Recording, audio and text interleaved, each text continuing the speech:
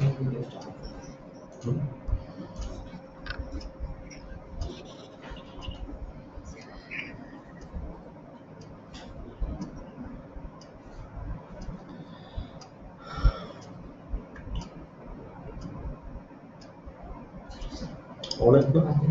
जी, good morning साਰਿਆਂ ਨੂੰ।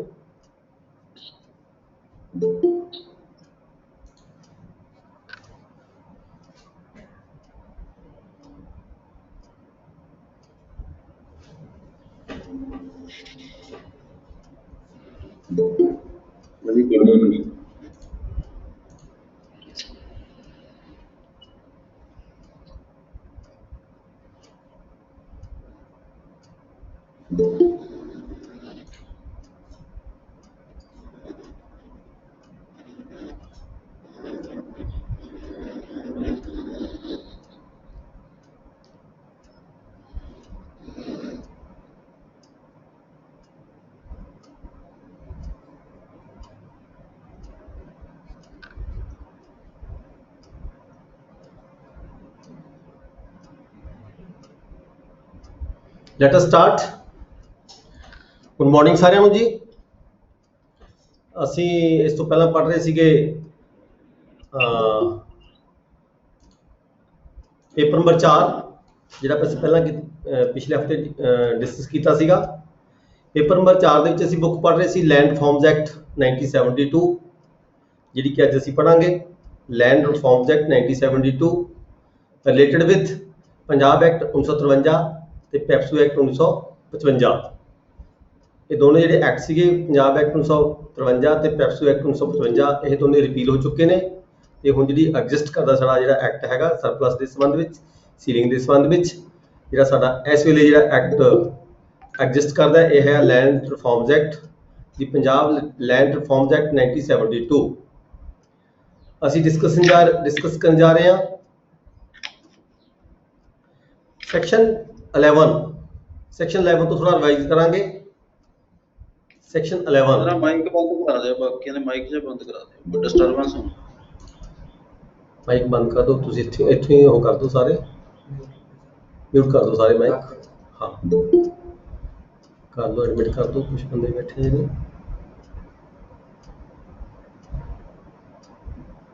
ਹਾਂਜੀ, ਅਸੀਂ ਜੋ ਪਿੱਛੇ ਪੜ੍ਹਿਆ ਸੀਗਾ ਥੋੜਾ ਰਿਵਾਈਜ਼ ਕਰਾਂਗੇ। ਪਹਿਲਾਂ ਕੁਝ ਸਮੇਂ ਦੇ ਲਈ ਅਸੀਂ ਪੜ੍ਹਿਆ ਸੀ disposal of surplus area.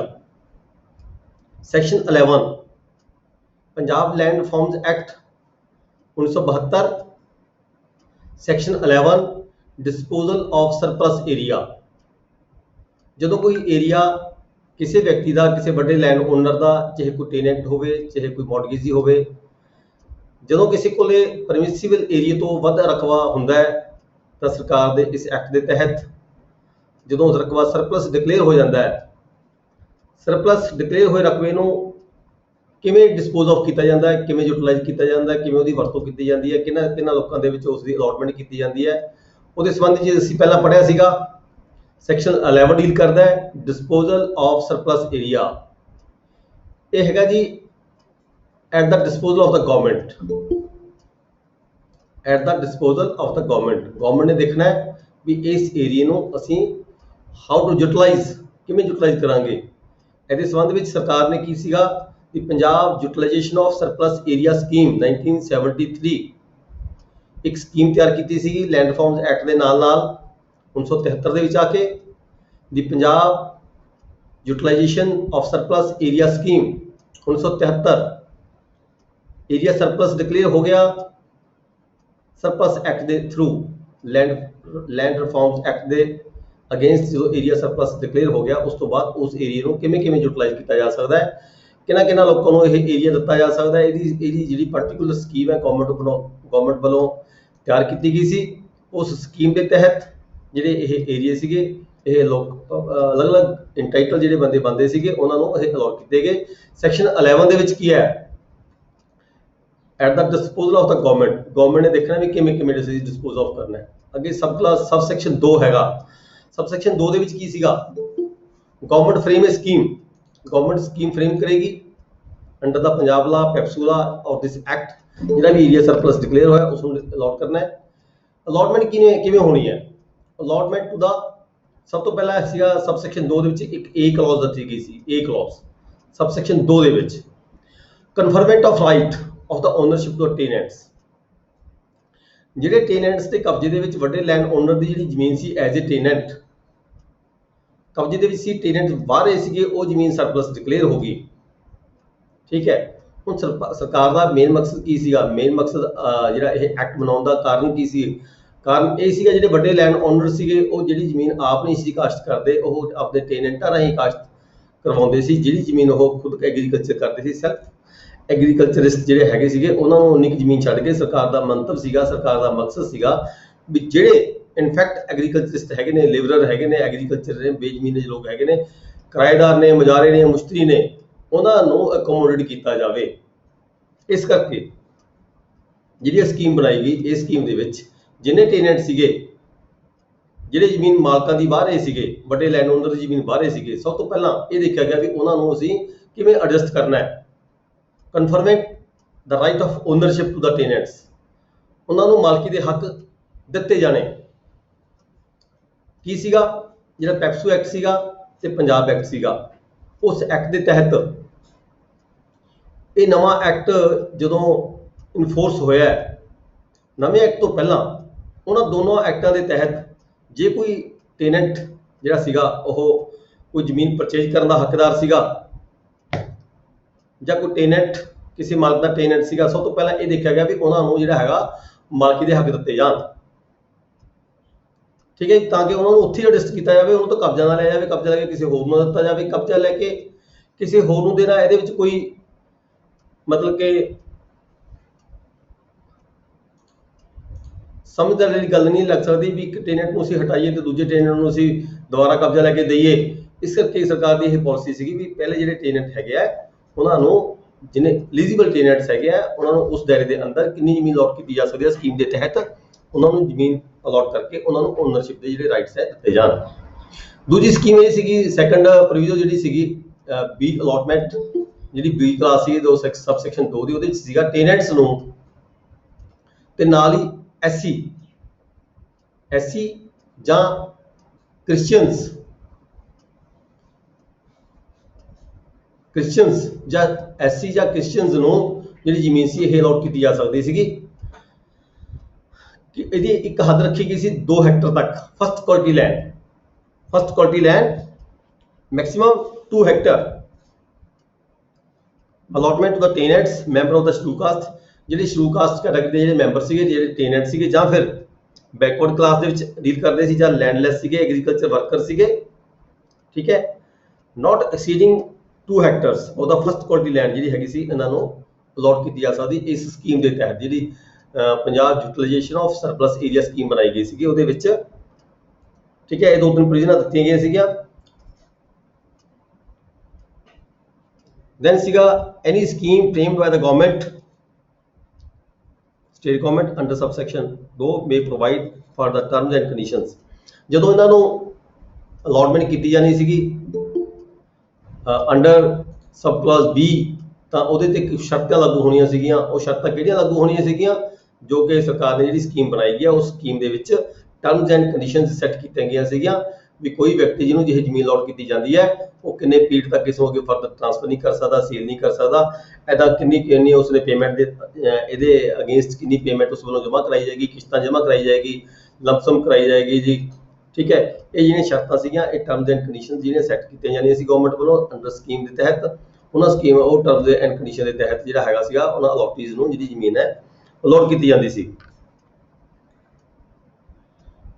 Then ਸੀਗਾ ਸਬਸੈਕਸ਼ਨ 4 ਦੇ ਵਿੱਚ ਕੀ ਹੈ? ਜੇ ਸਰਕਾਰ ਨੂੰ ਕੋਈ ਪ੍ਰੋਬਲਮ ਆਉਂਦੀ ਸੀ ਜ਼ਮੀਨਾਂ ਅਲਾਟ ਕਰਨ ਦੇ ਸੰਬੰਧ ਵਿੱਚ, ਕੋਈ ਦਿੱਕਤ ਆਉਂਦੀ ਸੀਗੀ ਤਾਂ ਸਰਕਾਰ ਸਮੇਂ-ਸਮੇਂ ਤੇ ਨੋਟੀਫਿਕੇਸ਼ਨ ਜਾਰੀ ਕਰਕੇ ਇਹ ਜਿਹੜੀ ਹੈਗੀ ਹੈ ਸਕੀਮ ਹੈ ਇਹਦੇ ਵਿੱਚ ਕੋਈ ਐਡੀਸ਼ਨ ਵੀ ਕੀਤੀ ਜਾ ਸਕਦੀ ਸੀਗੀ, ਇਸ ਵਿੱਚ ਵੇਰੀ ਵੀ ਕੀਤੀ ਜਾ ਸਕਦੀ, ਇਸ ਨੂੰ ਅਮੈਂਡ ਵੀ ਕੀਤਾ ਜਾ ਸਕਦਾ ਤੇ ਇਸ ਨੂੰ ਰਿਵੋਕ ਵੀ ਕੀਤਾ ਜਾ ਸਕਦਾ ਸੀਗਾ ਜੇ ਕਿਸੇ ਸਰਕਾਰ ਨੂੰ ਅਲਾਟਮੈਂਟ ਕਰਦੇ ਹੋਏ ਦੌਰਾਨ ਕੋਈ ਲੱਗਦਾ ਸੀ ਵੀ ਸਾਡੇ ਤੋਂ ਕੁਝ ਕਾਫੀ ਗੱਲਾਂ ਜਿਹੜੀਆਂ ਹੈਗੀਆਂ ਨੇ ਇਹ ਕਵਰ ਨਹੀਂ ਕਰਦੀਆਂ ਅਲਾਟਮੈਂਟ ਦੇ ਸੰਬੰਧ ਵਿੱਚ, ਤਾਂ ਇਹਦੀ ਸਮੇਂ-ਸਮੇਂ ਤੇ ਜਿਹੜੀਆਂ ਅਮੈਂਡਮੈਂਟਸ ਨੇ ਇਹ ਸਬਸੈਕਸ਼ਨ 4 ਹੈਗਾ ਸੈਕਸ਼ਨ 11 ਦਾ, ਉਹਦੇ ਵਿੱਚ ਸਮੇਂ-ਸਮੇਂ ਤੇ ਅਮੈਂਡਮੈਂਟ ਕੀਤੀ ਜਾ ਸਕਦੀ ਸੀ।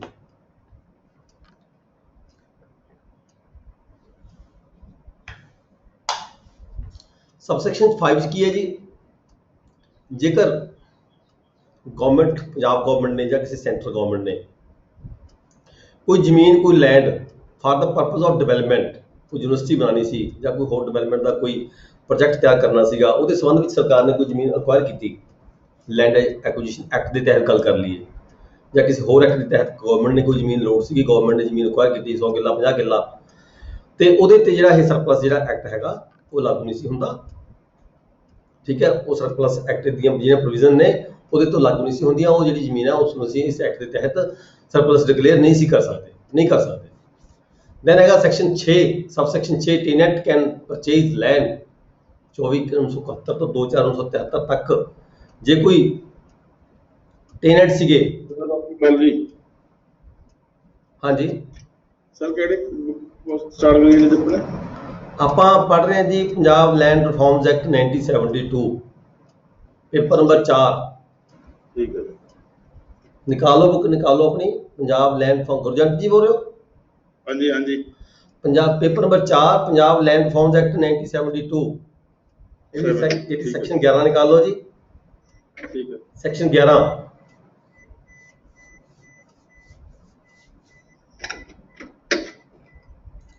ਸੈਕਸ਼ਨ 11, ਠੀਕ ਹੈ ਜੀ।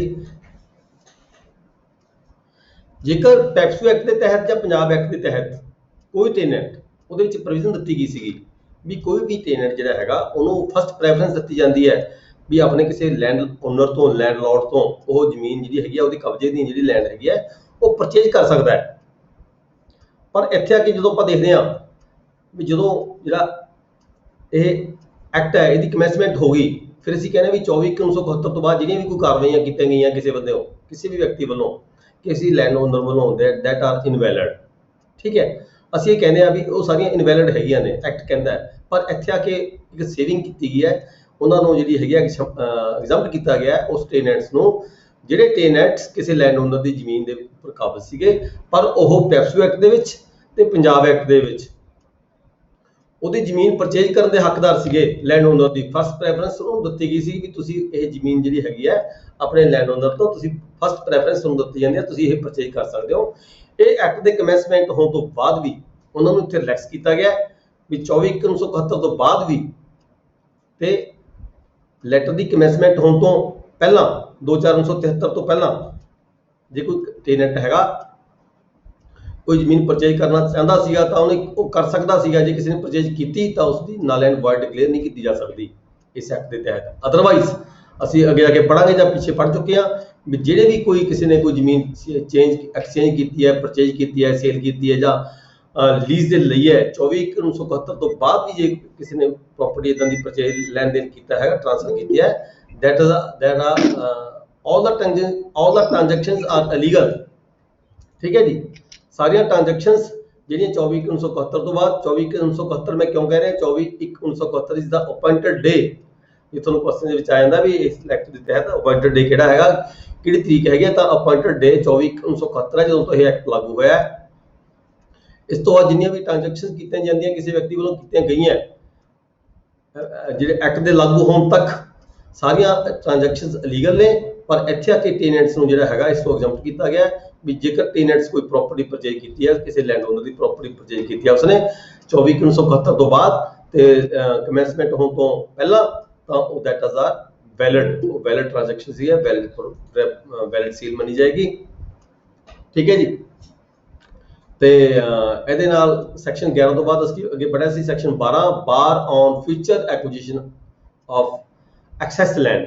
ਕੋਈ ਵੀ ਵਿਅਕਤੀ ਜਿਹੜਾ ਹੈਗਾ, ਜਿਵੇਂ ਹੁਣ ਇਹ ਐਕਟ ਲਾਗੂ ਹੋ ਗਿਆ, ਠੀਕ ਹੈ, ਸਰਪਲਸ ਏਰੀਆ ਡਿਕਲੇਅਰ ਹੋ ਗਿਆ, ਉਸ ਤੋਂ ਬਾਅਦ ਵੀ ਜੇ ਕੋਈ ਵਿਅਕਤੀ ਚਾਹੇ ਵੀ ਮੈਂ ਹੋਰ ਲੈਂਡ ਪਰਚੇਜ ਕਰ ਲਵਾਂ, ਠੀਕ ਹੈ, ਹੋਰ ਲੈਂਡ ਲੀਜ਼ ਤੇ ਲੈ ਲਵਾਂ, ਤਾਂ ਇਹਦੇ ਤੇ ਬਾਰ ਲਗਾਈ ਗਈ ਹੈ। ਕੋਈ ਵੀ ਪਰਸਨ, ਕੋਈ ਵੀ ਵਿਅਕਤੀ ਆਪਣੇ ਪਰਮਿਸਿਬਲ ਏਰੀਆ ਤੋਂ ਜ਼ਿਆਦਾ, ਸੈਕਸ਼ਨ 12 ਕਹਿੰਦਾ ਹੈ ਆਪਣੇ ਪਰਮਿਸਿਬਲ ਏਰੀਆ ਤੋਂ ਬਾਅਦ ਜ਼ਿਆਦਾ ਕੋਈ ਟ੍ਰਾਂਸਫਰ, ਕੋਈ ਐਕਸਚੇਂਜ ਰਾਹੀਂ, ਕਿਸੇ ਟ੍ਰਾਂਸਫਰ ਰਾਹੀਂ ਜਾਂ ਲੀਜ਼ ਰਾਹੀਂ ਜਾਂ ਕਿਸੇ ਹੋਰ ਐਗਰੀਮੈਂਟ ਦੇ ਰਾਹੀਂ ਕੋਈ ਵੀ ਵਿਅਕਤੀ ਜਿਹੜੀ ਜ਼ਮੀਨ ਹੈਗੀ ਆ ਪਰਮਿਸਿਬਲ ਏਰੀਆ ਤੋਂ ਵੱਧ ਟ੍ਰਾਂਜੈਕਸ਼ਨ ਨਹੀਂ ਕਰ ਸਕਦਾ, ਲੈ ਨਹੀਂ ਸਕਦਾ, ਖਰੀਦ ਨਹੀਂ ਸਕਦਾ ਤੇ ਨਾ ਹੀ ਕੋਈ ਲੀਜ਼ ਲੈ ਸਕਦਾ ਹੈ।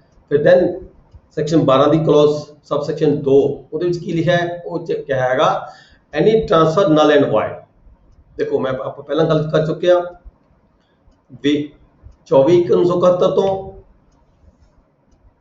बाद 2/4/1973 तो पहला, ठीक है, किसी भी व्यक्ति ने किसी भी तरीके दे नाल एनी वे कोई प्रॉपर्टी ट्रांसफर की है या परचेज की है, एक्सचेंज की है, अपने परमिसिबल एरिया तो ज़्यादा लीज की है या कोई एग्रीमेंट किया है, एग्रीमेंट दे विच कोई लेन देन किया है, all are null and void. वो सारे एग्रीमेंट, सारिया सेल, सारी एक्सचेंज, सारी purchase null and void declare की जाती है इस एक्ट के तहत, सैक्शन 12 के तहत, ठीक है जी। परमिसिबल एरिया तो ज़्यादा मतलब कहने का भाव इतने सिंपल जी भाषा हैगी है भी जे किसी व्यक्ति ने उन्होंने पता लगा भी नवा एक्ट बन रहा है, ठीक है, अजे वजूद में नहीं आया, कमेंसमेंट नहीं हुई, पर कोई व्यक्ति अपने 20 किले जमीन 30 किले जमीन ਵੱਖ-ਵੱਖ व्यक्तियों को, ठीक है, लीज से दे दिंदा या ट्रांसफर कर दिंदा, अपने रिश्तेदार सेल कर दिंदा है लैटर एक्ट के कमेंसमेंट होने तो पहला 2/4/1973 तो पहला, 24/1971 तो बाद, 24/1971 तो पहला जो कुछ कर लिया ठीक है, ओके, ਉਹਦੇ ਤੇ कोई प्रॉब्लम नहीं हैगी, ठीक है। पर 24/1971 तो बाद जो कोई प्रॉपर्टी किसी ने अपने प्रॉपर्टी बचाने की खातर, सरप्लस तो बचने की खातर जे किसी ने कोई ट्रांजैक्शंस की होंदियां ने that are null and void. अगे ਅਸੀਂ पढ़िया ਸੀਗਾ सैक्शन 13, सैक्शन 13 ਦੇ ਵਿੱਚ ਕੀ ਸੀਗਾ, power to separate share in the joint land. कोई एरिया डिक्लेयर हो गया, सरप्लस डिक्लेयर हो गया, ठीक है, सरप्लस डिक्लेयर होने तो बाद पर वो खेवट साझी हैगी है ਤਾਂ ਇੱਥੇ ਕੀ ਹੈ ਕੀ ਕਿਹਾ ਗਿਆ ਵੀ ਜਿਹੜਾ ਕਲੈਕਟਰ ਕੋਲੇ ਪਾਵਰ ਹੈਗੀ ਹੈ ਔਨ ਹਿਸ ਓਨ ਮੋਸ਼ਨ, ਆਪਣੀ ਮਰਜ਼ੀ ਦੇ ਨਾਲ ਆਪਣੇ ਢੰਗ ਤਰੀਕੇ ਨਾਲ ਆਪਣੀ ਏਜੰਸੀ ਦੀਆਂ ਸੇਵਾਵਾਂ ਵਰਤ ਕੇ ਜਿਹੜੀ ਪ੍ਰਾਪਰਟੀ ਜਿਹੜੀ ਸਾਂਝੀ ਖੇਵਟ ਹੈ ਜਿਹਦੇ ਵਿੱਚੋਂ ਕੋਈ ਰਕਬਾ ਸਰਪਲਸ ਡਿਕਲੇਅਰ ਹੋਇਆ, ਸਾਂਝੀ ਖੇਵਟ ਦੀ ਜਿਹੜੀ ਤਕਸੀਮ ਹੈ ਉਹ ਕਲੈਕਟਰ ਵੀ ਕਰਵਾ ਸਕਦਾ ਹੈ। ਕਲੈਕਟਰ ਵੀ ਉਸੇ ਅੱਗੇ ਨੂੰ ਜਿੰਨਾ ਰਕਬਾ ਡਿਕਲੇਅਰ ਸਰਪਲਸ ਹੋਇਆ ਹੈਗਾ ਉਸ ਨੂੰ ਸੈਪਰੇਟ ਤੌਰ ਤੇ ਵੱਖਰਾ ਕਰਵਾਇਆ ਜਾ ਸਕਦਾ, ਵੱਖਰਾ ਟੈਕਸ ਭਰਵਾਇਆ ਜਾ ਸਕਦਾ ਹੈ। ਜਾਂ ਫਿਰ ਜਦੋਂ ਕਿਤੇ ਕੰਸੋਲੀਡੇਸ਼ਨ ਹੋ ਰਹੀ ਹੋਵੇ, ਕੰਸੋਲੀਡੇਸ਼ਨ ਦੇ ਸਮੇਂ ਦੇ ਵਿੱਚ ਕਲੈਕਟਰ ਵੱਲੋਂ ਆਰਡਰ ਪਾਸ ਕਰਕੇ ਜਿਹੜੀ ਸਰਪਲਸ ਡਿਕਲੇਅਰ ਕੀਤੀ ਗਈ ਲੈਂਡ ਹੈਗੀ ਹੈ ਕਿਸੇ ਖੇਵਟ ਦੇ ਵਿੱਚ ਸਾਂਝੀ ਖੇਵਟ ਦੇ ਵਿੱਚ ਸਰਕਾਰ, ਪੰਜਾਬ ਸਰਕਾਰ ਦਾ ਨਾਮ ਨਹੀਂ ਹੈਗਾ, ਸਾਂਝੀ ਖੇਵਟ ਦੀ ਮੰਨ ਲਓ ਸਰਕਾਰ ਨੇ ਕੁਝ ਸ਼ੇਅਰ ਹੈ ਜਿਹੜਾ ਉਹ ਸਰਪਲਸ ਡਿਕਲੇਅਰ ਕਰਤਾ ਕਿਸੇ ਵਿਅਕਤੀ ਦਾ, ਉੱਥੇ ਪੰਜਾਬ ਗਵਰਨਮੈਂਟ ਦਾ ਨਾਮ ਆ ਗਿਆ ਸ਼ੇਅਰਿੰਗ ਦੇ ਵਿੱਚ, ਤਾਂ ਕੰਸੋਲੀਡੇਸ਼ਨ ਦੇ ਵੇਲੇ ਉਹ ਜਿਹੜਾ ਸ਼ੇਅਰਿੰਗ ਦਾ ਜਿਹੜਾ ਟੱਕ ਹੈ ਵੱਖਰਾ ਪੰਜਾਬ ਸਰਕਾਰ ਦਾ ਉਹ ਕਲੈਕਟਰ ਦੇ ਆਰਡਰ ਦੇ ਨਾਲ ਚੱਕਬੰਦੀ ਮਹਿਕਮੇ ਵੱਲੋਂ ਬਣਾਇਆ ਜਾ ਸਕਦਾ ਹੈ। ਦੈਨ ਆ ਗਿਆ ਸੀ ਸੈਕਸ਼ਨ 14, ਸੈਕਸ਼ਨ 14 ਚ ਕੀ ਪੜਿਆ ਸੀ ਅਸੀਂ, ਰਿਲੈਕਸੇਸ਼ਨਸ ਐਗਜ਼ੰਪਸ਼ਨਸ ਆਫ ਦਾ ਲੈਂਡਸ। ਕਿਹੜੀਆਂ ਜ਼ਮੀਨਾਂ ਜਿਹੜੀਆਂ ਹੈਗੀਆਂ ਨੇ ਜਿਨ੍ਹਾਂ ਦੇ ਉੱਪਰ ਇਹ ਜਿਹੜਾ ਐਕਟ ਹੈ ਲੈਂਡ ਰਿਫਾਰਮਸ ਐਕਟ ਹੈ ਇਹ ਲਾਗੂ ਨਹੀਂ ਹੁੰਦਾ, ਅਸੀਂ ਜ਼ਮੀਨ ਜਿਹੜੀ ਸਰਪਲਸ ਡਿਕਲੇਅਰ ਨਹੀਂ ਕਰ ਸਕਦੇ, ਉਹ ਕਿਹੜੀਆਂ ਲੈਂਡਸ ਹੈਗੀਆਂ ਨੇ। ਇਹ ਲੈਂਡਸ ਅਸੀਂ ਦੇਖਦੇ ਹਾਂ ਵੀ ਇਹ ਸੈਕਸ਼ਨ 14 ਦੇ ਤਹਿਤ ਰਿਲੀਜੀਅਸ ਇੰਸਟੀਟਿਊਸ਼ਨ ਜਿਹੜੇ ਹੈਗੇ ਨੇ ਜਾਂ ਫਿਰ ਚੈਰੀਟੇਬਲ ਇੰਸਟੀਟਿਊਸ਼ਨਸ ਜਿਹੜੇ ਹੈਗੇ ਨੇ ਉਹਨਾਂ ਦੀਆਂ ਜਿਹੜੀਆਂ ਜ਼ਮੀਨਾਂ ਨੇ ਉਹ ਸਰਪਲਸ ਡਿਕਲੇਅਰ ਨਹੀਂ ਕੀਤੀਆਂ ਜਾ ਸਕਦੀਆਂ, ਠੀਕ ਹੈ। ਜਿਵੇਂ ਕਿ ਸੈਕਸ਼ਨ 14 ਦੇ ਵਿੱਚ ਕਲੌਜ਼ ਅੱਗੇ ਦਿੱਤੀਆਂ ਹੋਈਆਂ ਨੇ, ਸਬ ਸੈਕਸ਼ਨ ਦਿੱਤੇ ਹੋਏ ਨੇ। ਸਬ ਸੈਕਸ਼ਨ 1 ਜਿਵੇਂ ਕੋਈ ਮੰਦਿਰ ਦੀ ਜ਼ਮੀਨ ਹੈਗੀ ਹੈ, ਠੀਕ ਹੈ। ਸਬ ਸੈਕਸ਼ਨ 2 ਗੁਰਦੁਆਰੇ ਦੇ ਨਾਲ ਹੀ ਗਊਸ਼ਾਲਾ ਦੇ ਨਾਲ ਹੀ ਵਕਫ ਦੀ ਲੈਂਡ ਹੈਗੀ ਹੈ, ਜਾਂ ਫਿਰ ਕਿਸੇ ਹੋਰ ਰਿਲੀਜੀਅਸ ਇੰਸਟੀਚਿਊਟ ਕੋਈ ਹੈਗਾ ਉਹਦੀ ਕੋਈ ਜਿਹੜੀ ਲੈਂਡ ਹੈਗੀ ਹੈ ਉਹਨੂੰ ਜਿਹੜਾ ਇਹ ਸਰਪਲਸ ਐਕਟ ਤੋਂ ਐਗਜ਼ੈਂਪਟ ਕੀਤਾ ਜਾਂਦਾ ਹੈ, ਠੀਕ ਹੈ। ਹੁਣ ਅਸੀਂ ਪੜਾਂਗੇ ਸੈਕਸ਼ਨ 15।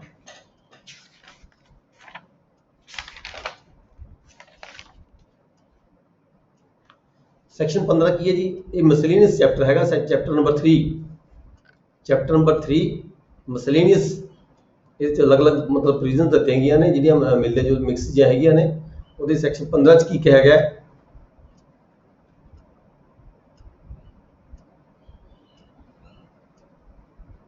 ਆਪਾਂ ਪਿੱਛੇ ਵੀ ਡਿਸਕਸ ਕੀਤਾ ਹੈ ਵੀ ਕੋਈ ਵੀ ਟੇਨੈਂਟ ਜਿਹੜਾ ਕਿ ਪੰਜਾਬ ਐਕਟ ਦੇ ਸੈਕਸ਼ਨ 18 ਦੇ ਤਹਿਤ ਜਾਂ ਫਿਰ ਪੈਪਸੂ ਐਕਟ ਦੀ ਸੈਕਸ਼ਨ 22 ਦੇ ਤਹਿਤ ਕਿਸੇ ਆਪਣੇ ਲੈਂਡ ਓਨਰ ਦੀ ਜ਼ਮੀਨ ਲੈਣ ਦਾ ਹੱਕਦਾਰ ਸੀਗਾ। ਦੇਖੋ ਆਪਾਂ ਗੱਲ ਕਰਦੇ ਹਾਂ ਵੀ ਜਿਹੜੇ ਇਹ ਐਕਟ ਨੇ ਦੋਨੋਂ, ਪੈਪਸੂ ਐਕਟ ਤੇ ਪੰਜਾਬ ਐਕਟ, ਇਹ ਦੋਨੋਂ ਇਸ ਐਕਟ ਦੇ ਕਮੈਂਸਮੈਂਟ ਹੋਣ ਦੇ ਨਾਲ ਹੀ ਦੋਨੋਂ ਐਕਟ ਰਿਪੀਲ ਹੋ ਚੁੱਕੇ ਨੇ, ਠੀਕ ਹੈ। ਪਰ ਇੱਥੇ ਕੁਝ ਸੇਵਿੰਗ ਦਿੱਤੀਆਂ ਗਈਆਂ ਨੇ, ਸੇਵਿੰਗਸ, ठीक है। सेक्शन 15 की सेविंग दी गई है, saving of certain rights of the tenants to purchase the land. Tenants को कुछ राइट दिते गए ने भी, बेशक वो एक्ट रिपील हो चुके ने पर फिर भी जे उन्होंने एक्टां दी सैक्शन पंजाब एक्ट की सैक्शन 18 के तहत ਤੇ ਪੈਪਸੂ ਐਕਟ ਦੀ ਸੈਕਸ਼ਨ 22 ਦੇ ਤਹਿਤ ਜੇ ਕੋਈ ਜਿਹੜਾ ਟੇਨੈਂਟ ਸੀਗਾ ਉਹ ਆਪਣੇ ਲੈਂਡਲੌਰਡ ਦੀ ਜਿਹੜੀ ਜ਼ਮੀਨ ਸੀ ਪਰਚੇਜ ਕਰਨ ਦਾ ਹੱਕਦਾਰ ਸੀਗਾ, ਤਦ ਉਹ ਜਿਹੜਾ ਵਿਅਕਤੀ ਹੈਗਾ ਉਹ ਟੇਨੈਂਟ ਹੈਗਾ shall be entitled to purchase such land from the landowner on the same terms and conditions as were applicable immediately before the such commencement। ਜਿਹੜੇ ਵੀ ਕੰਡੀਸ਼ਨਸ ਐਪਲੀਕੇਬਲ ਸੀਗੀਆਂ ਇਸ ਐਕਟ ਦੇ ਲਾਗੂ ਹੋਣ ਤੋਂ ਪਹਿਲਾਂ, ਉਹਨਾਂ ਕੰਡੀਸ਼ਨ ਦੇ ਤਹਿਤ ਹੀ ਉਸ ਵਿਅਕਤੀ ਨੂੰ ਛੋਟ ਹੈਗੀ ਹੈ, ਟੇਨੈਂਟ ਨੂੰ ਛੋਟ ਹੈਗੀ ਹੈ ਕਿ ਉਹ ਆਪਣੇ ਜਿਹੜਾ ਲੈਂਡ ਓਨਰ ਹੈਗਾ ਉਸ ਤੋਂ ਜਿਹੜੀ ਲੈਂਡ ਹੈਗੀ ਹੈ, ਜਿਹੜੀ ਕਬਜ਼ੇ ਦੀ ਜ਼ਮੀਨ ਹੈਗੀ ਹੈ, ਉਹ ਪਰਚੇਜ ਕਰ ਸਕਦਾ ਹੈ। ਅਦਰਵਾਈਜ਼ ਤਾਂ ਦੇਖੋ ਆਪਾਂ ਪੜ੍ਹ ਕੇ ਹਟਿਆ ਵੀ ਜਿੰਨੀਆਂ ਵੀ ਟ੍ਰਾਂਜੈਕਸ਼ਨ ਹੋਣਗੀਆਂ ਸਾਰੀਆਂ ਨਲ ਐਂਡ ਵਾਈਡ ਡਿਕਲੇਅਰ ਕੀਤੀਆਂ ਜਾਂਦੀਆਂ ਨੇ, ਪਰ ਇੱਥੇ ਅੱਗੇ ਇੱਕ ਐਗਜ਼ੈਂਪਸ਼ਨ ਦਿੱਤੀ ਗਈ ਹੈ ਟੇਨੈਂਟਸ ਨੂੰ ਵੀ ਉਹ ਜਿਹੜਾ ਰਕਬਾ ਮਾਲਕ ਦਾ ਹੈਗਾ ਪਿਛਲੇ ਦੋਨੋਂ ਐਕਟਾਂ ਦੇ ਤਹਿਤ ਜਿੱਥੇ ਉਹ ਐਲੀਜੀਬਲ ਸੀਗਾ ਉਹ ਪਰਚੇਜ ਕਰ ਸਕਦਾ ਹੈ। ਇੱਥੇ ਕਿ ਕੁਝ ਸ਼ਰਤਾਂ ਲਗਾਤੀਆਂ ਫਿਰ ਉਹਦੇ ਤੇ ਵੀ ਜਦੋਂ ਪਰਚੇਜ ਕਰ ਸਕਦਾ ਤਾਂ ਕਿਹੜੀਆਂ ਸ਼ਰਤਾਂ ਤੇ ਤਹਿਤ ਪਰਚੇਜ ਕਰ ਸਕਦਾ ਹੈ। Provided that the amount payable by the tenant, ਕਿੰਨੀ ਅਮਾਊਂਟ ਪੇ ਕਰੇਗਾ ਲੈਂਡ ਓਨਰ ਨੂੰ, ਪਰਚੇਜ ਮਨੀ ਉਹ ਪੇ ਨਹੀਂ ਕਰੇਗਾ। ਸੇਲ ਦੀ ਜਿਹੜੀ ਅਮਾਊਂਟ ਹੈਗੀ ਹੈ ਉਹ ਗਵਰਨਮੈਂਟ ਵੱਲੋਂ ਜਿਹੜੀ ਉਹਨਾਂ ਐਕਟਾਂ ਦੇ ਵਿੱਚ ਪ੍ਰੋਵਾਈਡ ਕੀਤਾ ਗਿਆ ਸੀਗਾ, ਉਹਦੇ ਮੁਤਾਬਕ 90 Times of the land revenue, ਜਿੰਨੀ ਜ਼ਮੀਨ ਟੇਨੈਂਟ ਦੇ ਕਬਜ਼ੇ ਦੇ ਵਿੱਚ ਹੈਗੀ ਹੈ, ਜਿੰਨਾ ਉਸ ਜ਼ਮੀਨ ਦਾ ਮਾਮਲਾ ਬਣਦਾ ਹੈ, ਠੀਕ ਹੈ, ਉਸ ਮਾਮਲੇ ਦਾ 90 ਟਾਈਮਸ 90 ਗੁਣਾ, ਠੀਕ ਹੈ, 90 ਗੁਣਾ ਜਿਹੜੀ ਅਮਾਊਂਟ ਹੈਗੀ ਹੈ ਉਹ ਲੈਂਡ ਓਨਰ ਨੂੰ ਪੇ ਕਰੇਗਾ, ਜਾਂ ਫਿਰ 500 ਰੁਪਏ ਪਰ ਹੈਕਟਰ, ਜਿਹੜੀ ਵੀ ਦੋਨਾਂ ਚੋਂ ਘੱਟ ਹੋਵੇ, 500 ਰੁਪਇਆ ਪਰ ਹੈਕਟਰ, 500 ਰੁਪੀਜ਼ ਪਰ ਹੈਕਟਰ ਵਿਚ ਇਜ਼ ਲੈਸ, ਜਿਹੜੀ ਵੀ ਦੋਨਾਂ ਚੋਂ ਘੱਟ ਹੋਵੇ ਉਹ ਜਿਹੜੀ ਹੈਗੀ ਹੈ ਟੇਨੈਂਟ ਵੱਲੋਂ ਲੈਂਡ ਓਨਰ ਨੂੰ ਪੇ ਕੀਤੀ ਜਾਵੇ। ਦੂਜੀ ਪ੍ਰੋਵੀਜ਼ਨ ਕੀ ਹੈ? Procedure for the purchase of such land shell B as is specified herein after, and the period of limitation for the exercise in such right shall be 1 year। देखो ਇੱਥੇ ਉਹਨਾਂ ਨੂੰ ਸਮਾਂ ਦੇਤਾ ਟੇਨੈਂਟ ਨੂੰ, ਪ੍ਰੋਸੀਜਰ ਜਿਹੜਾ ਫੋਲੋ ਕਰਨਾ ਹੈ ਉਹ ਤਾਂ ਇਹਨਾਂ ਜਿਹੜੀਆਂ ਯੂਟਿਲਾਈਜ਼ ਸਕੀਮ ਹੈਗੀ ਆ ਉਹਦੇ ਤਹਿਤ ਹੋਏਗਾ। ਇੱਥੇ ਉਹਨੂੰ ਸਮਾਂ ਦੇਤਾ, ਇਹ ਨਹੀਂ ਹੈਗਾ ਵੀ ਖੁੱਲਾ ਛੱਡ ਦਿੱਤਾ ਜਦੋਂ ਮਰਜ਼ੀ ਪਰਚੇਜ ਕਰ ਲੈ ਟੇਨੈਂਟ। ਜਦੋਂ ਜਿਹੜਾ ਹੈਗਾ ਆਪਣਾ ਐਕਟ ਕਮੈਂਸ ਹੋ ਗਿਆ, ਇਹ ਵਾਲਾ ਨਵਾਂ ਐਕਟ ਜਦੋਂ ਕਮੈਂਸ ਹੋਇਆ, ਇਸ ਐਕਟ ਦੇ ਕਮੈਂਸਮੈਂਟ ਹੋਣ ਤੋਂ ਬਾਅਦ 1 ਸਾਲ ਦਾ ਸਮਾਂ ਦਿੱਤਾ ਗਿਆ ਟੇਨੈਂਟ ਨੂੰ ਵੀ 1 ਸਾਲ ਦੇ ਸਮੇਂ ਦੇ ਅੰਦਰ ਇਹ ਜਿਹੜਾ ਆਪਣਾ ਰਾਈਟ ਹੈਗਾ ਉਹ ਯੂਟਿਲਾਈਜ਼ ਕਰ ਸਕਦਾ ਹੈ। ਪਰ ਜੇ 1 ਸਾਲ ਦਾ ਸਮਾਂ ਬੀਤ ਜਾਵੇ, ਇਹ ਜਿਹੜਾ ਐਕਟ ਹੈ ਇਹਦੇ ਲਾਗੂ ਹੋਣ ਤੋਂ ਬਾਅਦ, ਯਾਨੀ ਕਿ 2/4/1973 ਤੋਂ ਬਾਅਦ 1 ਸਾਲ ਦਾ ਸਮਾਂ ਦਿੱਤਾ ਗਿਆ, 1 ਸਾਲ ਦੇ ਸਮੇਂ ਦੇ ਅੰਦਰ ਆਪਣਾ ਇਹ ਰਾਈਟ ਹੈਗਾ ਜਿਹੜਾ ਟੇਨੈਂਟ ਹੈ ਪ੍ਰੋਪਰਟੀ ਪਰਚੇਜ ਕਰਨ ਦਾ ਲੈਂਡ ਓਨਰ ਦੀ ਯੂਟਿਲਾਈਜ਼ ਕਰ ਸਕਦਾ ਹੈ, ਇਸ ਤੋਂ ਬਾਅਦ ਨਹੀਂ ਕੀਤਾ ਜਾ ਸਕਦਾ। ਠੀਕ ਹੈ ਜੀ, 1 year from the date of the commencement of this act। Next ਹੈਗਾ ਸਬਸੈਕਸ਼ਨ 2, ਐਪਲੀਕੇਸ਼ਨ ਕਿੱਥੇ ਦੇਵੇਗਾ? ਜਦੋਂ ਕੋਈ ਟੇਨੈਂਟ ਪ੍ਰੋਪਰਟੀ ਪਰਚੇਜ ਕਰਨਾ ਚਾਹੁੰਦਾ ਆਪਣੇ ਲੈਂਡ ਓਨਰ ਦੀ, ਤਾਂ ਉਹਦੀ ਜਿਹੜੀ ਐਪਲੀਕੇਸ਼ਨ ਹੈ ਉਹ AC ਫਸਟ ਗ੍ਰੇਡ, ਯਾਨੀ ਕਿ ਜਿਹਦੇ ਕੋਲ ਕਲੈਕਟਰ ਦੀ ਆਪਣਾ ਇਹ ਜਿਹੜਾ ਲੈਂਡ ਰਿਫਾਰਮਸ ਐਕਟ ਲਾਗੂ ਕਰਨ ਦੀ ਜਿਹੜੀ ਪਾਵਰ ਹੈਗੀ ਹੈ ਆਪਣੇ SDM ਨੂੰ ਦਿੱਤੀ ਗਈ ਹੈ। AC ਫਸਟ ਗ੍ਰੇਡ ਕੋਲੇ ਉਹ ਐਪਲੀਕੇਸ਼ਨ ਦੇਵੇਗਾ ਵੀ ਆਹ ਜਿਹੜੀ ਪ੍ਰੋਪਰਟੀ ਹੈ ਉਹਦੇ ਨੰਬਰ ਖਸਰਾ ਦੱਸੇਗਾ, ਸਭ ਕੁਝ ਦੱਸੇਗਾ ਤੇ ਆਪਦੀ ਮਨਸ਼ਾ ਦੱਸੇਗਾ ਵੀ ਮੈਂ ਇਹ ਪਰਚੇਜ ਕਰਨੀ ਚਾਹੁੰਦਾ। An application for the purchase of land under subsection 1 made by the assistant made to the assistant collector of the first grade having jurisdiction of the area, giving notice to the landowner, and after making inquiry in the prescribed manner determine the amount payable in respect thereof। ਜਦੋਂ application ਟੇਨੈਂਟ ਨੇ ਦਿੱਤੀ SDM ਨੂੰ ਤਾਂ SDM ਵੱਲੋਂ ਉਹਦੀ ਜਿਹੜੀ ਕੀਮਤ ਹੈ ਉਹਦੀ ਨਿਰਧਾਰਿਤ ਕੀਤੀ ਜਾਵੇਗੀ ਲੈਂਡ ਰੈਵਨਿਊ ਦੇ ਅਕੋਰਡਿੰਗ, ਜਾਂ ਫਿਰ ਜੋ ਆਪਾਂ ਪਹਿਲਾਂ ਫਸਟ ਸੈਕਸ਼ਨ ਸਬ ਸੈਕਸ਼ਨ ਪੜ੍ਹਿਆ ਵੀ 500 ਰੁਪਏ ਪਰ ਹੈਕਟਰ ਦੇ ਅਕੋਰਡਿੰਗ ਜਿੰਨੀ ਵੀ ਉਹਦੀ ਜਿਹੜੀ ਕੀਮਤ ਹੈ ਨਿਰਧਾਰਿਤ ਹੋਏਗੀ, ਉਹ ਜਿਹੜੀ ਕੀਮਤ ਨਿਰਧਾਰਿਤ ਕਰਨ ਤੋਂ ਪਹਿਲਾਂ ਜਿਹੜਾ ਹੈਗਾ ਲੈਂਡ ਓਨਰ ਨੂੰ ਵੀ ਸੁਣਿਆ ਜਾਵੇਗਾ ਤੇ ਡਿਟਰਮਿਨ ਕੀਤੀ ਜਾਵੇਗੀ ਨੋਟਸ ਦੇ ਕੇ, ਠੀਕ ਹੈ, ਤੇ ਉਸ ਨੂੰ ਭਰਨ ਦੇ ਲਈ ਕਿਹਾ ਜਾਏਗਾ amount. determine the amount payable in respect of thereof। then ਕੀ ਹੈ, the tenant may pay the amount determined under sub।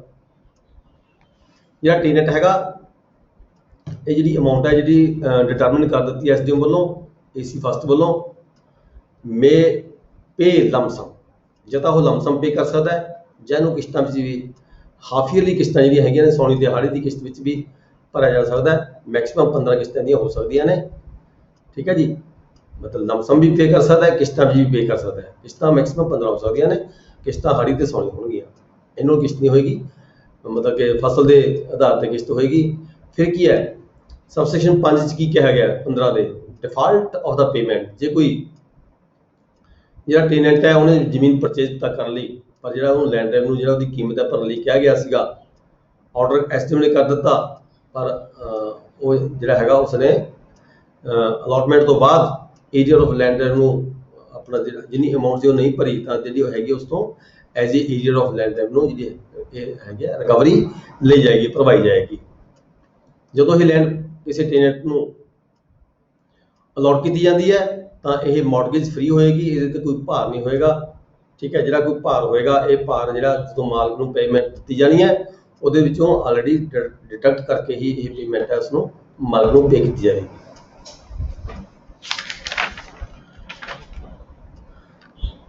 Next ਹੈਗਾ section 16 summary eviction and fine. Summary eviction and fine section 16,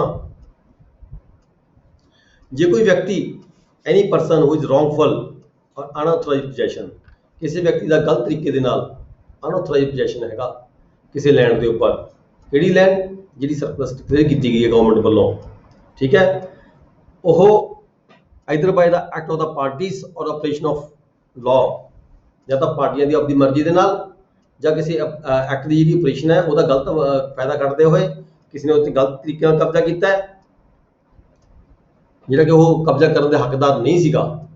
ਠੀਕ ਹੈ, may on an application made within a period of 1 year, ਜਦੋਂ ਕਬਜ਼ਾ ਕਿਸੇ ਨੇ ਨਜਾਇਜ਼ ਕਰ ਲਿਆ, ਜ਼ਮੀਨ ਕਿਸੇ ਹੋਰ ਨੂੰ ਅਲਾਟ ਕੀਤੀ ਗਈ ਸੀਗੀ, ਤਾਂ ਜਿਸ ਬੰਦੇ ਨੂੰ ਜ਼ਮੀਨ ਅਲਾਟ ਕੀਤੀ ਗਈ ਸੀ ਉਹਦੀ ਐਪਲੀਕੇਸ਼ਨ ਦੇ ਉੱਪਰ 1 ਸਾਲ ਦੇ ਅੰਦਰ ਆਫ ਸੱਚ ਰੌਂਗਫੁਲ ਔਰ ਅਨਆਥੋਰਾਈਜ਼ਡ ਜਿਹੜਾ ਪੋਜੈਸ਼ਨ ਹੈਗਾ, ਸਮਰੀ ਇਨਕੁਆਇਰੀ ਕਰਕੇ ਉਸ ਵਿਅਕਤੀ ਨੂੰ ਕਲੈਕਟਰ ਦੇ ਵੱਲੋਂ ਅਜੈਕਟ ਕੀਤਾ ਜਾ ਸਕਦਾ ਹੈ, ਯਾਨੀ ਕਿ ਬੇਦਖਲ ਕੀਤਾ ਜਾ ਸਕਦਾ ਹੈ। ਬੇਦਖਲ ਕਰਕੇ ਜਿਹੜਾ ਕਬਜ਼ਾ ਕੰਸਰਨਡ ਪਰਸਨ ਨੂੰ ਜਿਸ ਨੂੰ ਜ਼ਮੀਨ ਅਲਾਟ ਕੀਤੀ ਗਈ ਸੀ ਉਸ ਨੂੰ ਕਬਜ਼ਾ ਦਿੱਤਾ ਜਾ ਸਕਦਾ ਹੈ।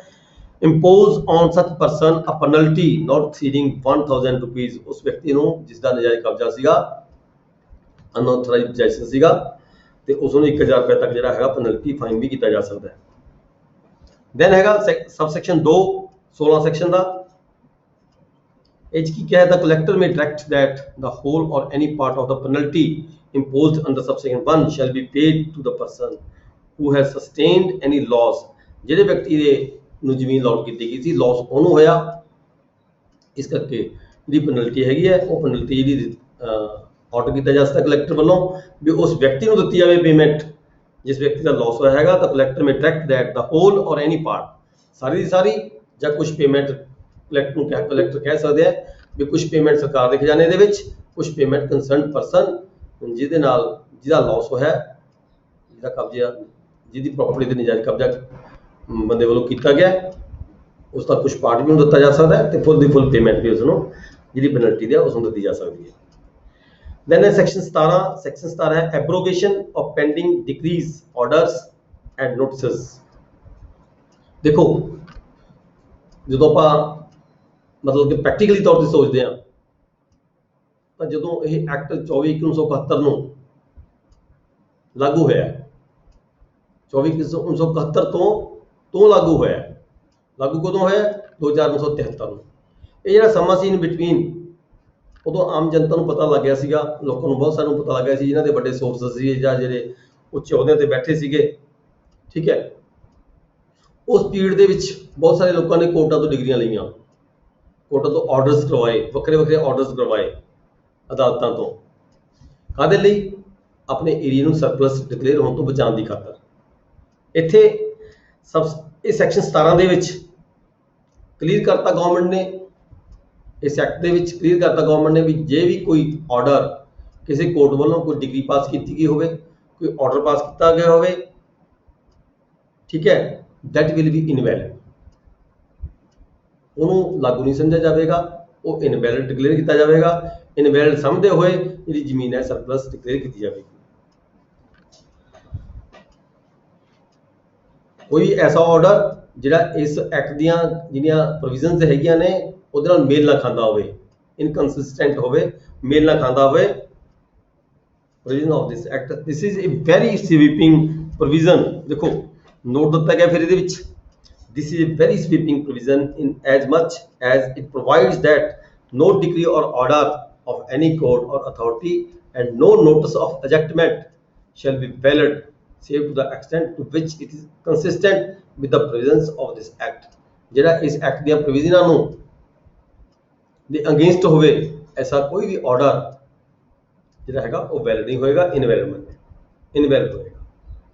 ਨੈਕਸਟ ਸੈਕਸ਼ਨ 18 ਹੈਗਾ, ਇਸ ਐਕਟ ਦੇ ਤਹਿਤ ਕੋਈ ਵੀ ਆਰਡਰ ਹੈਗਾ ਉਸ ਆਰਡਰ ਦੀ ਕੋਈ ਅਪੀਲ ਕੀਤੀ ਜਾਣੀ ਹੈ ਜਾਂ ਰਿਵਿਊ ਕੀਤੀ ਜਾਣੀ ਹੈ ਜਾਂ ਕੋਈ ਰਿਵੀਜ਼ਨ ਕੀਤੀ ਜਾਣੀ ਹੈ, ਉਹ ਜਿਹੜਾ ਪੰਜਾਬ ਟੈਨੈਂਸੀ ਐਕਟ 1887 ਹੈਗਾ ਉਸ ਦੀਆਂ ਜਿਹੜੀਆਂ ਪ੍ਰੋਵੀਜ਼ਨਸ ਹੈਗੀਆਂ ਨੇ ਉਹਦੇ ਵਿੱਚ ਅਸੀਂ ਪੇਪਰ ਨੰਬਰ 3 ਦੇ ਵਿੱਚ ਪੜਾਂਗੇ। ਪੰਜਾਬ ਟੈਨੈਂਸੀ ਐਕਟ 1887 ਉਸ ਐਕਟ ਦੀਆਂ ਜਿਹੜੀਆਂ ਪ੍ਰੋਵੀਜ਼ਨਸ ਨੇ ਸੈਕਸ਼ਨ 80, 81, 82, 83, 84 ਉਹਦੇ ਵਿੱਚ ਇਹ ਹੈਗਾ ਅਪੀਲ, ਰਿਵਿਊ ਤੇ ਰਿਵੀਜ਼ਨ ਦੇ ਸੰਬੰਧ ਵਿੱਚ ਸਾਰਾ ਡਿਟੇਲਸ ਆਰਡਰ ਕੀਤਾ ਗਿਆ ਹੈ। ਡਿਟੇਲਸ ਸੈਕਸ਼ਨਸ ਪ੍ਰੋਵੀਜ਼ਨ ਦਿੱਤੀਆਂ ਗਈਆਂ ਨੇ, ਉਹ ਪ੍ਰੋਵੀਜ਼ਨ ਇੱਥੇ ਲਾਗੂ ਹੋਣਗੀਆਂ ਇਸ ਐਕਟ ਦੇ ਵਿੱਚ। ਸਰ ਇੱਕ ਦੱਸਿਓ ਇਹਦੇ ਵਿੱਚ ਸੇਲ ਸਰਟੀਫਿਕੇਟ ਇਸ਼ੂ ਕਰਦੇ ਹੁੰਦੇ ਸੀ ਜਿਸ ਵੇਲੇ ਸਰਪਲਸ ਲੈਂਡ ਕਿਸੇ ਨੂੰ ਟੈਨੈਂਟ ਨੂੰ ਕਰ ਦਿੱਤੀ ਅਲਾਟ, ਇਹਦੇ ਸੇਲ ਸਰਟੀਫਿਕੇਟ ਇਸ਼ੂ ਕੀਤਾ ਜਾਂਦਾ ਸੀ, ਕਨਵੈਂਸ ਡੀਡ ਕੀ ਸੀਗਾ ਇਹਦਾ ਪ੍ਰੈਕਟਿਸ ਦੇ ਵਿੱਚ ਕੀ ਸੀ? Allotment certificate, allotment certificate, allotment, ਹਾਂ ਅਲਾਟਮੈਂਟ ਪਰਫਾਰਮੈਂਸ ਹੀ ਬਣੇ ਹੋਏ ਉਹੀ ਸਰਟੀਫਿਕੇਟ ਜਾਰੀ ਹੁੰਦੇ ਸੀ। ਮੇਬੀ ਉਹਦੇ ਤੇ ਸੇਲ ਸਰਟੀਫਿਕੇਟ ਲਿਖਿਆ ਹੋਵੇ। ਇਹ ਜਿਹੜੀਆਂ ਆਪਣੀਆਂ ਜਿਹੜੀ Punjab utilisation surplus area scheme ਹੈ ਉਹਦੇ ਵਿੱਚ ਜਿਹੜੇ ਹੈਗੇ ਪਰਫਾਰਮੇ ਬਣੇ ਹੋਏ ਸਾਰੇ, ਉਸ ਪਰਫਾਰਮੈਂਸ ਜਿਹੜਾ ਵੀ ਪਰਫਾਰਮਾ 'ਚ ਬਣਿਆ ਹੋਇਆ ਮੈਂ ਤੇ ਨਹੀਂ ਦੇਖਿਆ ਹੈਗਾ। ਮੇਬੀ ਉਹਦੇ ਤੇ ਅਲਾਟਮੈਂਟ ਲਿਖੀ ਹੋਵੇ ਜਾਂ ਉਸ ਤੇ ਕੋਈ ਸੇਲ ਨਹੀਂ ਆਪਾਂ ਕਹਿ ਸਕਦੇ, ਇਹ ਅਲਾਟਮੈਂਟ ਹੈਗੀ ਹੈ। ਸੇਲ ਪਰਚੇਜ ਤਾਂ ਉਹ ਹੈ ਜਦੋਂ ਕੋਈ ਟੈਨੈਂਟ ਆਪਣੇ ਮਾਲਕ ਤੋਂ ਪਰਚੇਜ ਕਰ ਲਵੇ ਕੋਈ ਲੈਂਡ, ਠੀਕ ਹੈ, ਜਾਂ ਕੋਈ ਆਕਸ਼ਨ ਤੇ ਪਰਚੇਜ ਕਰਦਾ ਹੈ, ਦੈਟ ਇਜ਼ ਸੇਲ ਸਰਟੀਫਿਕੇਟ। ਇਹ ਤਾਂ ਅਲਾਟਮੈਂਟ ਕੀਤੀ ਗਈ ਹੈ ਉਸਨੂੰ ਅੰਡਰ ਸਬ ਕੰਡੀਸ਼ਨਸ ਜਿਹੜੀਆਂ ਲਗਾਈਆਂ ਗਈਆਂ ਨੇ ਵੀ ਉਹ ਕਿੰਨੇ ਪੈਸੇ ਲੈਣੇ ਨੇ। ਕਨਵੈਂਸ ਡੀਡ ਹੈ ਸਰ? ਹਾਂ ਕਨਵੈਂਸ ਡੀਡ, ਸੌਰੀ ਠੀਕ ਹੈ, ਯੂ ਆਰ ਰਾਈਟ। ਇਹ ਕਨਵੈਂਸ ਡੀਡ ਜਿਹੜੀ ਸਰਟੀਫਿਕੇਟ ਕੀਤੀ ਉਹ ਕਨਵੈਂਸ ਡੀਡ ਜਾਰੀ ਕੀਤੀਆਂ ਜਾਂਦੀਆਂ ਸੀਗੀਆਂ। ਉਹ ਕਨਵੈਂਸ ਡੀਡ ਦੇ ਤਹਿਤ ਹੀ ਉਹਨਾਂ ਨੂੰ ਇਹਦੇ ਅੱਗੇ ਅਸੀਂ ਐਕਟ ਦੇ ਵਿੱਚ ਪੜਾਂਗੇ। ਜਿਹੜੇ ਕਨਵੈਂਸ ਡੀਡ ਨੂੰ ਰਜਿਸਟਰ ਕਰਾਉਣ ਦੀ ਵੀ ਲੋੜ ਨਹੀਂ ਸੀਗੀ। ਮੈਂ ਆਪਣੇ ਕਿੱਥੇ ਪੜ੍ਹਿਆ ਸੀਗਾ, ਆਪਾਂ ਜਦੋਂ ਡਿਟੇਲ 'ਚ ਫਿਰ ਪੜਾਂਗੇ ਉੱਥੇ ਲਿਖਿਆ ਹੋਇਆ ਵੀ ਇਹ ਕਨਵੈਂਸ ਡੀਡ ਜਾਰੀ ਕੀਤੀਆਂ ਜਾਂਦੀਆਂ ਨੇ, ਇਹਨਾਂ ਨੂੰ ਅੱਗੇ ਫਰਦਰ ਰਜਿਸਟਰ ਕਰਾਉਣ ਦੀ ਵੀ ਲੋੜ ਨਹੀਂ ਹੈਗੀ। ਹਾਂਜੀ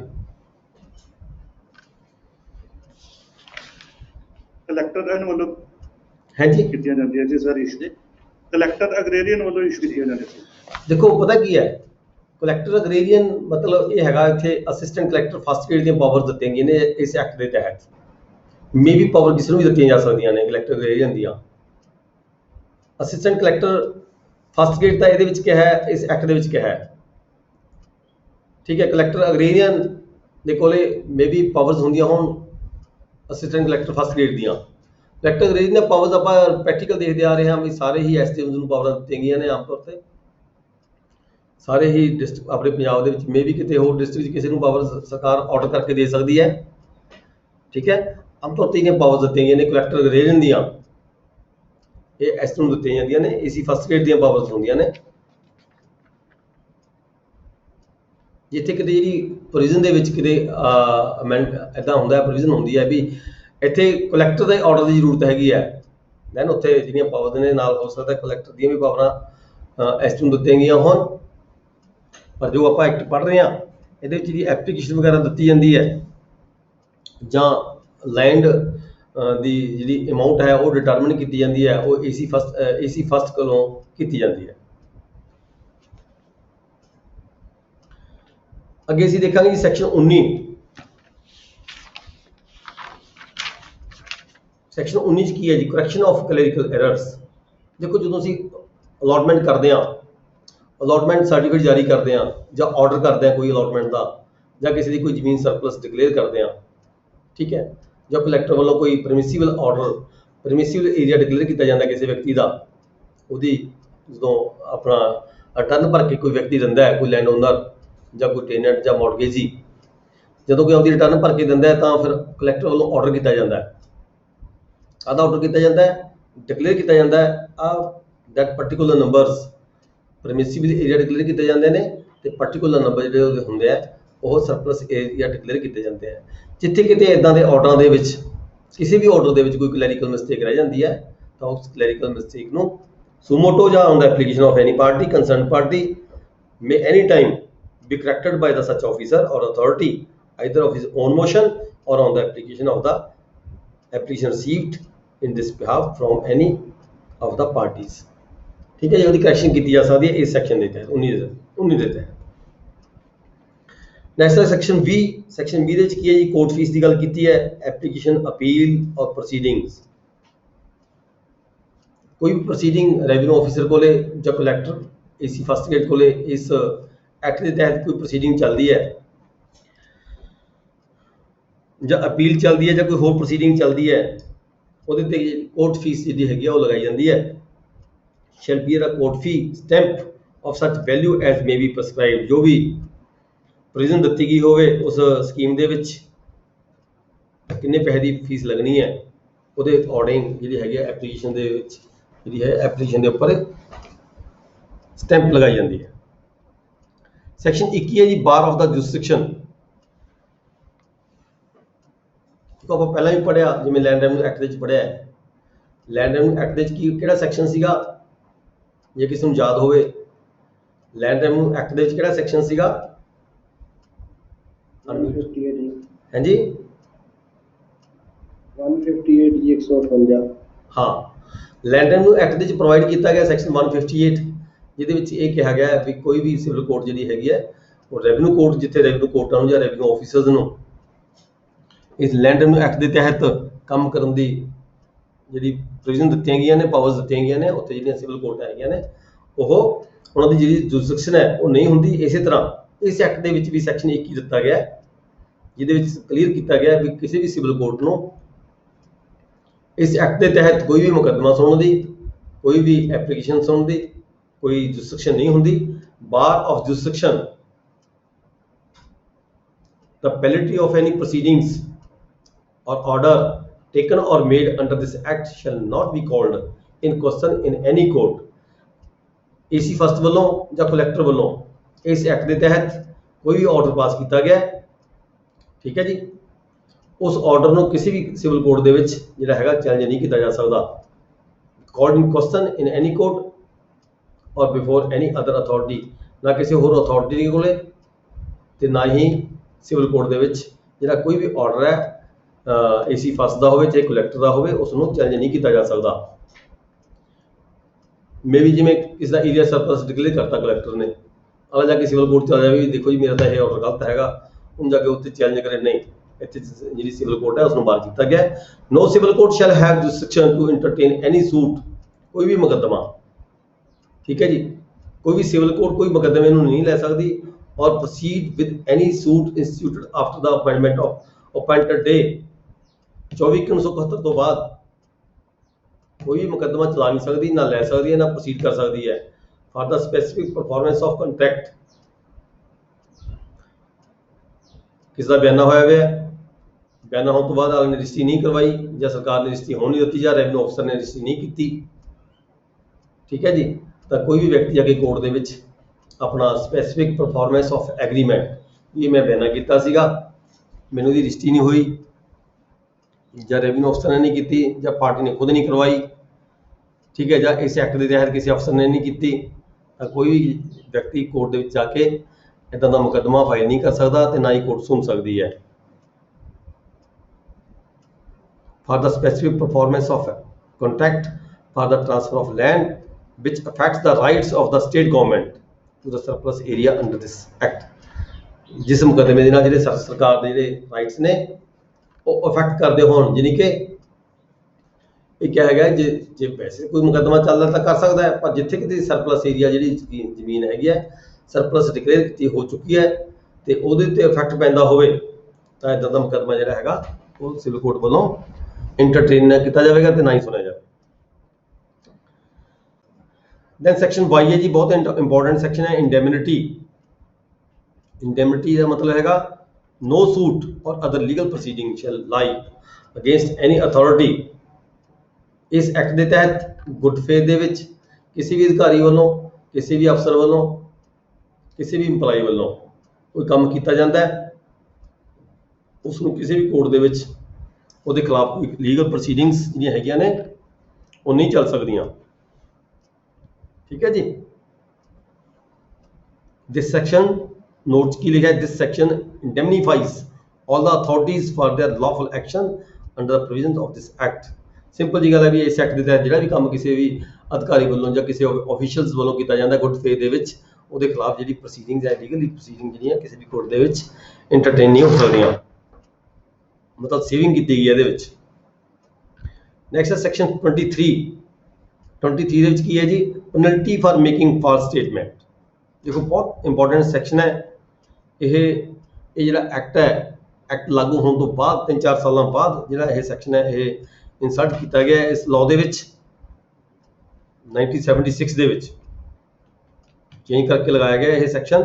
ਇਹ 'ਚ ਕੀ ਕਿਹਾ ਗਿਆ ਵੀ ਕੋਈ ਵੀ ਵਿਅਕਤੀ ਐਨੀ ਪਰਸਨ ਮੇਕਸ ਏ ਡੈਕਲੇਰੇਸ਼ਨ, ਜਦੋਂ ਕੋਈ ਸਟੇਟਮੈਂਟ ਦਿੰਦਾ ਹੈ, ਡੈਕਲੇਰੇਸ਼ਨ ਦਿੰਦਾ ਹੈ ਆਪਣੀ ਪ੍ਰੋਸੀਡਿੰਗ ਦੇ ਦੌਰਾਨ, ਔਰ ਸਟੇਟਮੈਂਟ ਔਰ ਫਰਨਿਸ਼ਿਜ਼ ਐਨੀ ਇਨਫੋਰਮੇਸ਼ਨ, ਜਾਂ ਕੋਈ ਇਨਫੋਰਮੇਸ਼ਨ ਦਿੰਦਾ ਹੈ, ਫਾਲਸ ਦੇ ਦਿੰਦਾ ਹੈ, ਗਲਤ ਦੇ ਦਿੰਦਾ ਹੈ ਜਾਣਬੁੱਝ ਕੇ, ਉਹਨੂੰ ਪਤਾ ਸੀ ਵੀ ਇਹ ਗਲਤ ਇਨਫੋਰਮੇਸ਼ਨ ਮੈਂ ਦੇ ਰਿਹਾ, ਬੋਨਾਫਾਈਡ ਹੋਵੇ ਗੱਲ ਵੱਖਰੀ ਹੈ, ਠੀਕ ਹੈ, ਉਹਨੂੰ ਪਤਾ ਨਾ ਹੋਵੇ ਗੱਲ ਵੱਖਰੀ ਹੈ, ਪਰ ਜੇ ਇਹ ਸਾਬਤ ਹੁੰਦਾ ਹੋਵੇ ਵੀ ਜਿਹੜੀ ਇਨਫੋਰਮੇਸ਼ਨ ਇਹ ਦਿੱਤੀ ਹੈ ਇਹ ਜਾਣਬੁੱਝ ਕੇ ਗੱਲ ਦਿੱਤੀ ਹੈ, ਆਪਣੀ ਪ੍ਰਾਪਰਟੀ ਨੂੰ ਬਚਾਉਣ ਦੀ ਖਾਤਰ ਦਿੱਤੀ ਹੈ, ਸਰਪਲਸ ਏਰੀਆ ਡਿਕਲੇਅਰ ਹੋ ਰਿਹਾ ਸੀਗਾ ਉਹਨੂੰ ਬਚਾਉਣ ਦੀ ਖਾਤਰ ਗਲਤ ਇਨਫੋਰਮੇਸ਼ਨ ਦਿੱਤੀ ਹੈ, he shall be liable punishable with imprisonment for a term, 2 ਸਾਲ ਤੱਕ ਦੀ ਸਜ਼ਾ ਉਹਨੂੰ ਕੀਤੀ ਜਾ ਸਕਦੀ ਹੈ, ਔਰ with fine ਜੁਰਮਾਨਾ ਵੀ ਕੀਤਾ ਜਾ ਸਕਦਾ ਹੈ, which may be extended to 2000 rupees, 2 ਸਾਲ ਤੱਕ ਦਾ ਜੁਰਮਾਨਾ ਹੋ ਸਕਦਾ ਹੈ ਤੇ ਨਾਲ ਹੀ ਫਾਈਨ ਹੋ ਸਕਦਾ ਹੈ, 2 ਸਾਲ ਤੱਕ ਦੀ ਸਜ਼ਾ ਕੀਤੀ ਜਾ ਸਕਦੀ ਹੈ।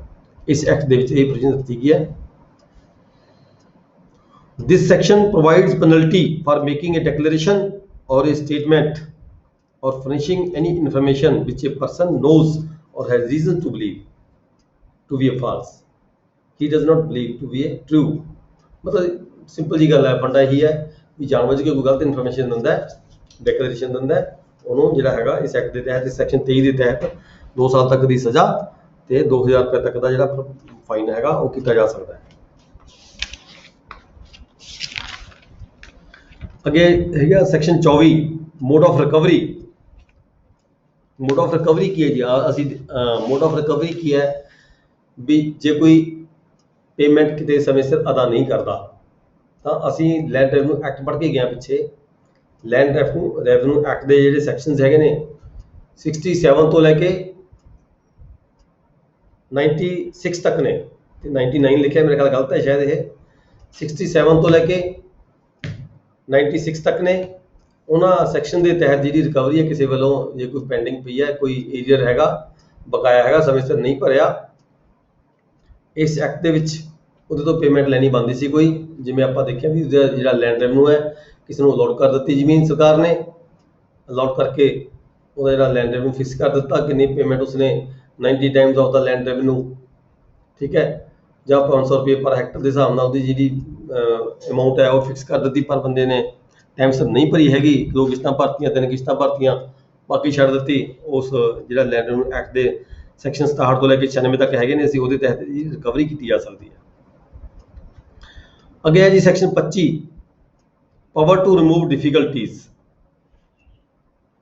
ਦੇਖੋ ਡਿਫੀਕਲਟੀਜ਼ ਦਾ ਮਤਲਬ ਕੀ ਹੈ, ਇੱਥੇ ਜਦੋਂ ਸਰਕਾਰ ਕੰਮ ਕਰ ਰਹੀ ਹੈ, ਪਟਵਾਰੀ ਹਲਕਾ, ਕਾਨੂੰਗੋ ਹਲਕਾ, ਤਹਿਸੀਲਦਾਰ, ਨਾਇਬ ਤਹਿਸੀਲਦਾਰ, ਰੈਵਨਿਊ ਅਧਿਕਾਰੀ, ਅਸਿਸਟੈਂਟ ਕਲੈਕਟਰ ਫਸਟ ਗ੍ਰੇਡ ਜਾਂ ਉਹਦਾ ਕੋਈ ਸਟਾਫ ਕੰਮ ਕਰ ਰਹੇ ਨੇ, ਕੰਮ ਕਰਦੇ ਦੌਰਾਨ ਕੋਈ ਲੀਗਲ ਪ੍ਰੋਬਲਮ ਆ ਗਈ ਇੱਦਾਂ ਦੀ ਜੋ ਕੰਮ ਕਰਦੀ ਦਿੱਕਤ ਆ ਰਹੀ ਹੈ, ਡਿਫੀਕਲਟੀ ਮਹਿਸੂਸ ਹੋ ਰਹੀ ਹੈ, ਕੋਈ ਨਵੇਂ ਤੋਂ ਨਵੇਂ ਦੇਖੋ ਪ੍ਰੋਬਲਮਸ ਕ੍ਰੀਏਟ ਹੁੰਦੀਆਂ ਨੇ, ਠੀਕ ਹੈ, ਜਦੋਂ ਕੋਈ ਇੱਦਾਂ ਦੀ ਡਿਫੀਕਲਟੀ ਆ ਗਈ ਤਾਂ ਉਹਦੀ ਜਿਹੜੀ ਹੈਗੀ ਹੈ ਰਿਮੂਵ ਕੀਤੀ ਜਾ ਸਕਦੀ ਹੈ। ਕਿਵੇਂ? Any difficulty arises in giving effect to the provisions of this act, the state government may by order published in the official gazette make such provisions। ਸਰਕਾਰ ਵੱਲੋਂ ਕੋਈ ਵੀ ਆਰਡਰ ਜਾਰੀ ਕਰਕੇ, ਗਜ਼ਟ ਦੇ ਵਿੱਚ ਨੋਟੀਫਿਕੇਸ਼ਨ ਜਾਰੀ ਕਰਕੇ ਜਿਹੜੀ ਹੈਗੀ ਹੈ ਨਵੀਂ ਪ੍ਰੋਵੀਜ਼ਨਸ ਕੀਤੀਆਂ ਜਾ ਸਕਦੀਆਂ ਨੇ, ਅਮੈਂਡਮੈਂਟਸ ਕੀਤੀਆਂ ਜਾ ਸਕਦੀਆਂ ਨੇ, ਰਿਪਲੇਸ ਸਬਸਟੀਟਿਊਟ ਕੀਤੀਆਂ ਜਾ ਸਕਦੀਆਂ ਨੇ, ਇਨਸਰਟ ਕੀਤੀਆਂ ਜਾ ਸਕਦੀਆਂ ਨੇ, ਠੀਕ ਹੈ ਜੀ।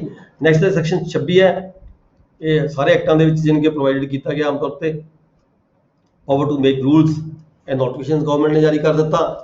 ਨੋਟੀਫਿਕੇਸ਼ਨ ਦੇ ਨਾਲ ਨਾਲ ਜਿਹੜਾ ਹੈਗਾ ਤਾਂ ਰੂਲਸ ਹੈ ਇਸ ਐਕਟ ਨੂੰ ਲਾਗੂ ਕਰਨ ਦੀ ਖਾਤਰ ਜਿਹੜੇ ਰੂਲਸ ਬਣਾਏ ਜਾਣੇ ਨੇ ਉਹ ਸਰਕਾਰ ਕੋਲੇ ਪਾਵਰ ਦਿੱਤੀ ਗਈ ਸਰਕਾਰ ਨੂੰ। ਇਸ ਸੈਕਸ਼ਨ ਦੇ ਵਿੱਚ 26 ਸੈਕਸ਼ਨ ਦਿੱਤੀ ਗਈ power, the state government may by notification in the official gazette make rules for carrying out the purposes of this act। ਇਸ ਐਕਟ ਨੂੰ ਲਾਗੂ ਕਰਨ ਦੇ ਲਈ ਸਰਕਾਰ ਵੱਲੋਂ ਜਿਹੜੇ ਰੂਲ ਬਣਾਏ ਜਾ ਸਕਦੇ ਨੇ। सबसैक्शन 2 ਦੇ ਵਿੱਚ ਕਿਹਾ ਗਿਆ every rule made under this section shall be laid as soon as may be after it is made before the house of the state legislative while it is in session. ਇਹਦੇ ਵਿੱਚ ਕਿਹਾ ਗਿਆ ਹੈਗਾ ਇਸ ਸਪੈਸ਼ਲ ਪ੍ਰੋਵੀਜ਼ਨ ਹੈਗੀ ਹੈ 26 section ਦੇ ਵਿੱਚ ਵੀ ਜਦੋਂ ਵੀ ਸਰਕਾਰ ਵੱਲੋਂ ਕੋਈ ਰੂਲ ਬਣਾਏ ਜਾਂਦੇ ਨੇ ਤਾਂ ਹੁਣ ਜਿਹੜੀ ਹੈਗੀ ਆ ਆਪਣੀ ਸਟੇਟ ਲੈਜਿਸਲੇਟਿਵ ਅਸੈਂਬਲੀ 10 ਦਿਨ ਦੇ ਲਈ ਘੱਟੋ ਘੱਟ ਸੈਸ਼ਨ ਬੈਠਿਆ ਹੋਵੇ, ਉੱਥੇ ਵੀ ਇਹ ਭੇਜੇ ਜਾਣਗੇ, ਉੱਥੋਂ ਵੀ ਅਪਰੂਵ ਕਰਵਾਏ ਜਾਣਗੇ। ਆਮ ਤੌਰ ਤੇ ਅਸੀਂ ਦੇਖਦੇ ਹਾਂ ਵੀ ਜਿਹੜੇ ਰੂਲਸ ਨੇ ਰੂਲਸ ਗਵਰਨਮੈਂਟ ਬਣਾ ਲੈਂਦੀਆਂ ਨੇ, ਪਰ ਇਹਦੇ ਵਿੱਚ ਸਪੈਸ਼ਲ ਪ੍ਰੋਵੀਜ਼ਨ ਦਿੱਤੀ ਗਈ ਹੈ ਵੀ ਅਸੈਂਬਲੀ ਕੋਲ ਵੀ ਇਹ ਰੂਲ ਜਾਏਗਾ ਫੋਲੋਇੰਗ ਦਾ ਹਾਊਸ ਐਗਰੀਜ਼। ਜੇ ਹਾਊਸ ਐਗਰੀ ਹੋਏਗਾ ਜਾਂ ਹਾਊਸ ਵੱਲੋਂ ਕੋਈ ਇਹਦੇ ਵਿੱਚ ਮੋਡੀਫਿਕੇਸ਼ਨ ਕੀਤੀ ਜਾ ਰਹੀ ਹੈ ਤਾਂ ਉਹਦੇ ਅਕੋਰਡਿੰਗ ਮੋਡੀਫਿਕੇਸ਼ਨ ਕੀਤੀ ਜਾਵੇਗੀ।